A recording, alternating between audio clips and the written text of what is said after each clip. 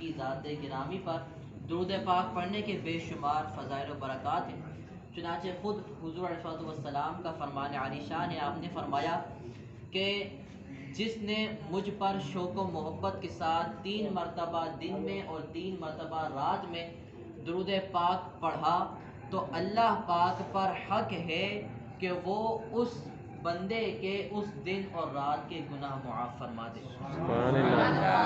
اس دن اور رات کے گناہ معاف فرما دے درود پاک پڑھنے کی برکت سے۔ تو شوق و محبت کے ساتھ ایک مرتبہ بھی پڑھ لیجیے، صلو علی الحبیب صلی اللہ تعالی محمد صلی اللہ علیہ وسلم۔ جیسا کہ شروع میں نے عرض کیا تھا کہ اس مہینے کو خاص طور پہ غوث پاک رحمۃ اللہ تعالی علیہ سے نسبت حاصل ہے، اور اصل 11ویں کا مہینہ یہی ربیع الاخر ہے، اور الحمدللہ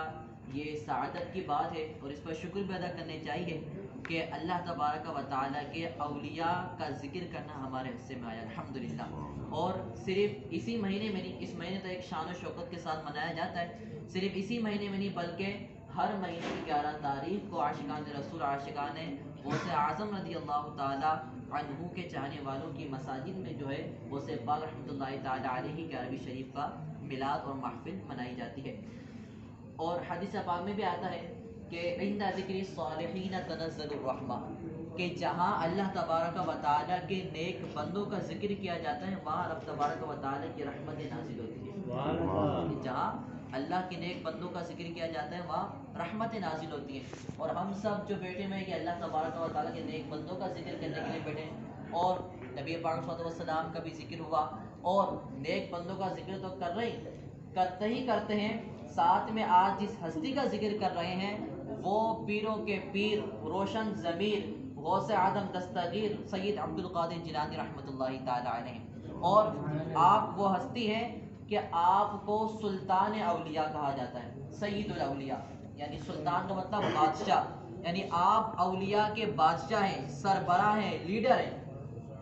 سربراہ ہیں آپ اولیاء کے، تمام کے تمام اولیاء کے آپ سردار کراتے ہیں۔ حضور سیدنا شیخ عبد القادر جیلانی رحمۃ اللہ تعالی علیہ، ان کی مختصر سوانح حیات پر روشنی ڈالوں گا۔ غوث پاک رحمۃ اللہ تعالی علیہ کا نام عبد القادر ہے، ہم پکارے عبد القادر، اور آپ کی کنیت ابو محمد ہے، اور آپ کے جو مشہور القابات ہیں وہ ہیں محی الدین اور غوث الثقلین۔ محی الدین کا مطلب ہے کہ اللہ تبارک و تعالیٰ کے دین کو زندہ کرنے والا، کہ یہ نبی کریم صلی اللہ تعالیٰ علیہ وآلہ وسلم اور جتنے بھی اولیاء کرام آئے یہ رب تبارک و تعالیٰ کے ذکر کو، رب تبارک و تعالیٰ کے دین کو زندہ کرنے والے ہیں، کہ غوث پاک رحمۃ اللہ تعالیٰ علیہ کو خاص یہ لقب دیا جاتا ہے کہ محی الدین، یعنی دین کو زندہ کرنے والے، یعنی دین کو زندہ کرنے والے۔ اور غوث پاک رحمۃ اللہ تعالیٰ علیہ کا دوسرا مشہور لقب جو ہے وہ ہے غوث الثقلین۔ ثقلین بولتے ہیں انسان اور جن، انسان اور جنوں کے غوث کا مطلب ہے مددگار، یعنی غوث پاک رحمۃ اللہ تعالی علیہ وہ ہستی ہے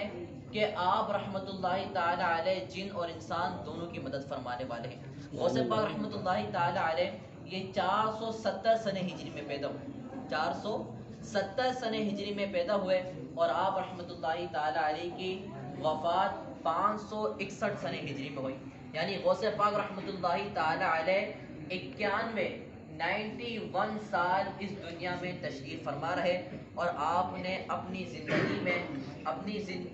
یعنی غوث پاک رحمۃ اللہ تعالی علیہ کی زندگی کے 3 مراحل ہوئے، کہ جب آپ کی ولادت ہوئی تو ولادت سے لے کے 18 سال کی عمر مبارک تک آپ رحمۃ اللہ تعالی علیہ علم دین حاصل کرتے رہے، اور 18 سال کے بعد 51 سال کی عمر تک یہ آپ کی زندگی کا دوسرا مرحلہ شروع ہوا، اور اس مرحلے میں آپ نے اپنے والدہ محترمہ سے، امی جان سے بغداد شریف جانے کے لیے، علم دین حاصل کرنے کے لیے یہ اجازت دی۔ غوث پاک رحمۃ اللہ تعالی علیہ بیسیکلی جیلان شریف میں پیدا ہوئے تھے، کہ آپ کا پورا نام جب لیا جاتا ہے تو کہا جاتا ہے سیدنا شیخ عبد القادر جیلانی، تو جیلانی آپ کو اس وجہ سے کہا جاتا ہے کہ جس شہر میں آپ پیدا ہوئے تھے اس کا نام تھا جیلانی، اسی وجہ سے آپ کو جیلانی کہا جاتا ہے۔ تو چونکہ آپ جیلان شریف میں تشریف فرما تھے تو اپنی والدہ محترمہ سے علم دین حاصل کرنے کے لیے بغداد جانا چاہا، تو آپ نے علم دین حاصل کرنے کے لیے، اللہ کے دین کی خدمت کرنے کے لیے بغداد شریف کا سفر کیا۔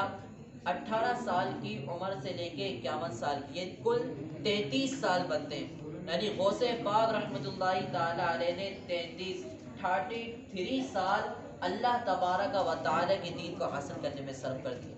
اللہ تبارک و تعالی کا دین حاصل کیا۔ اور آپ کی زندگی کا جو تیسرا مرحلہ شروع ہوا وہ 51 سال سے لے کے 91 سال تک، کل 40 سال، اور باقاعدہ 40 سال کے بعد آپ نے وعظ و نصیحت اور درس و بیان کا سلسلہ شروع کیا، لوگوں کو نیکی کی دعوت دی، لوگوں کو راہ حق کی طرف بلا دیا، یہاں تک کہ آپ کی نیکی کی دعوت سے ہزاروں بھٹکے ہوئے لوگ وہ راہ راست پر آ گئے، صراط مستقیم اور سیدھے راہ کے مسافر بن گئے۔ اور غوث پاک رحمۃ اللہ تعالی علیہ چونکہ عجمی تھے، عجمی کہتے ہیں عربی کے علاوہ زبان بولنے والا، عربی کی سمجھ بوجھ نہ رکھنے والا، تو غوث پاک رحمۃ اللہ تعالی علیہ کو چونکہ عربی نہیں آتی تھی، تو غوث پاک رحمۃ اللہ تعالی علیہ جب بغداد گئے تو چونکہ بغداد کے اندر تو بڑے عربی کے ماہر لوگ تھے کہ وہ عربی میں کلام کیا کرتے تھے، وہ بغداد میں جو ہے وہ عربی میں بیان کیا کرتے تھے، تو اس وجہ سے جو ہے غوث پاک رحمۃ اللہ تعالی علیہ عربی میں بیان نہیں کر سکتے تھے، تو چونکہ اگر کوئی جو ہے دوسری زبان بولنے والا ہو اور میں اردو بولنے والا ہوں، اگر میں ان کے سامنے بیان کروں گا تو انہیں میرے بیان کی کوئی سمجھ نہیں آئے گی، تو چونکہ غوث پاک رحمۃ اللہ تعالی علیہ کو عربی نہیں آتی تھی، تو غوث پاک رحمۃ اللہ تعالی علیہ نے جب یہ معاملہ پیش آیا تو غوث پاک رحمۃ اللہ تعالی علیہ فرماتے ہیں کہ جب میری زندگی کا تیسرا مرحلہ شروع ہوا تو مجھے جاگتی ہوئی آنکھوں سے بیداری کی حالت میں ظہر کی نماز سے پہلے نبی کریم رؤوف الرحیم صلی اللہ تعالی علیہ وآلہ وسلم کی زیارت نصیب ہوئی۔ یعنی ایک تو وہ کہ بندہ جب سو رہا ہو، سوتے میں نبی پاک علیہ الصلوۃ والسلام کی زیارت نصیب ہو، اور یہاں ایک بات لازمی طور پہ یہاں یہ یاد رکھیے کہ حضور علیہ الصلوۃ والسلام نے خود ارشاد فرمایا کہ شیطان یہ میری صورت کبھی اختیار نہیں کر سکتا، شیطان یہ میری صورت کبھی اختیار نہیں کر سکتا، جس نے مجھے خواب میں دیکھا تو حق دیکھا، اور جس نے مجھے خواب میں دیکھا عن قریب وہ بیداری کی حالت میں بھی مجھے دیکھے گا۔ تو یہ یاد رکھیے گا کہ شیطان یہ کبھی بھی حضور علیہ الصلوۃ والسلام کی شکل و صورت اختیار کر کے خواب میں نہیں آ سکتا، اگر کسی خواب میں حضور علیہ الصلوۃ والسلام تشریف لائے تو وہ بذات خود حضور علیہ الصلوۃ والسلام کی ذات گرامی ہوگی۔ تو غوث پاک رحمۃ اللہ تعالی علیہ فرماتے ہیں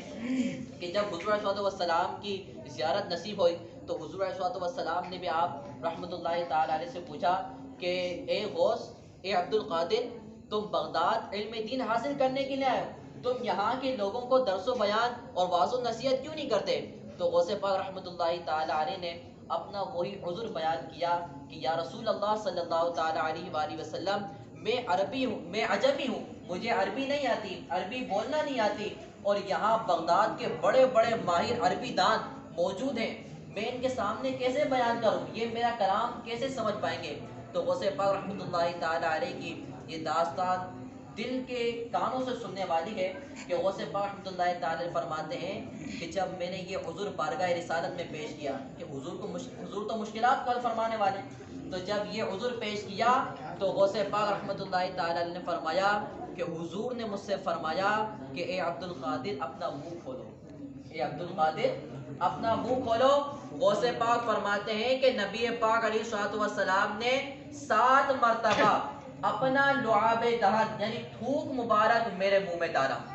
7 مرتبہ نبی پاک علیہ الصلوۃ والسلام نے اپنا لعاب دہن تھوک مبارک غوث پاک رحمۃ اللہ تعالی علیہ کے منہ شریف میں ڈالا اور فرمایا جاؤ اب لوگوں کو نصیحت کرو۔ اور پھر غوث پاک رحمۃ اللہ تعالی علیہ فرماتے ہیں کہ نماز ظہر کے بعد پھر مجھے مسلمانوں کے چوتھے خلیفہ حضرت سیدنا علی المرتضیٰ شیر خدا کرم اللہ تعالی وجہہ الکریم کی زیارت نصیب ہوئی، اور وہ حضرت علی المرتضیٰ شیر خدا کرم اللہ تعالی وجہہ الکریم نے بھی 6 مرتبہ اپنا لعاب دہن میرے منہ شریف میں ڈالا اور فرمایا جاؤ اب لوگوں کو نصیحت کرو. یعنی بیداری کی حالت میں، جاگتی ہوئی حالت میں نبی پاک صلی اللہ علیہ وسلم کی زیارت نصیب ہوئی تو کتنا بڑا مقام ہوگا اب اندازہ لگایا جا سکتا ہے. کہ کسی کو خواب میں ہو یہ الگ بات، وہ بھی عظمت کی بات ہے، سعادت کی بات ہے، لیکن کسی کو جاگتی ہوئی جس طرح ہم ابھی جاگ رہے ہیں اور کسی کو حضور کی زیارت جاگتی میں آنکھوں میں نصیب ہو جائے تو یہ ایک بہت بڑی سعادت کی بات ہوتی ہے. اور جس کو حضور کی زیارت جاگتی میں آنکھوں میں ہوئی تو وہی کوئی عام ہستی نہیں ہوگا، وہ کمال والی ہستی ہوگا. اور غوث پاک رحمۃ اللہ تعالیٰ علیہ یہ با کمال ہستی ہے کہ سید الاولیاء کو سید الانبیاء کی زیارت نصیب ہوئی. سید الاولیاء کو سید الاولیاء کی زیارت نصیب ہوئی. اور چونکہ حضور صلی اللہ علیہ وسلم کی جو زبان تھی وہ عربی تھی، حضرت علی بن مرتضیٰ تمام صحابہ کرام یہ عربی بولا کرتے تھے، تو وہ اس لعاب دہن ڈالنے کا مقصد یہ تھا کہ غوث پاک رحمۃ اللہ تعالیٰ علیہ کو عربی بولنا آ جائے. جب آپ کو اس لعاب کی برکت سے عربی بولنا آ گئی تو پھر آپ نے بغداد شریف میں وہ علم کے ڈنکے بجائے اور ایسی علم دین کی شمع روشن کی کہ ہزاروں بھٹکے ہوئے راہ راست پر آ گئے. الحمدللہ کی دعوت دی. تو یہ غوث پاک رحمۃ اللہ تعالیٰ علیہ کی مختصر سوانح حیات تھی. غوث پاک رحمۃ اللہ تعالیٰ علیہ کی سیرت پر تو بہت کلام کیا گیا کہ اگر تفصیلاً کلام کیا جائے تو وقت میں اتنی گنجائش نہیں، وقت بہت ہو جائے. تو اللہ تبارک و تعالیٰ سے دعا ہے کہ اللہ تبارک و تعالیٰ غوث پاک رحمۃ اللہ تعالیٰ علیہ سے بالغانہ عشق و محبت عطا فرمائے اور ہر دم ہر لمحہ غوث پاک رحمۃ اللہ تعالیٰ علیہ کے اور اللہ تبارک و تعالیٰ کے اولیاء کے انبیاء کے راستے پر اور انہی کے نقش قدم پر چلتے رہنے کی اور زندگی بسر کرنے کی توفیق عطا فرمائے. آمین بجاہ النبی الامین صلی اللہ علیہ وسلم. تمام حضرات صلاۃ والسلام کے لیے کھڑے ہوئے.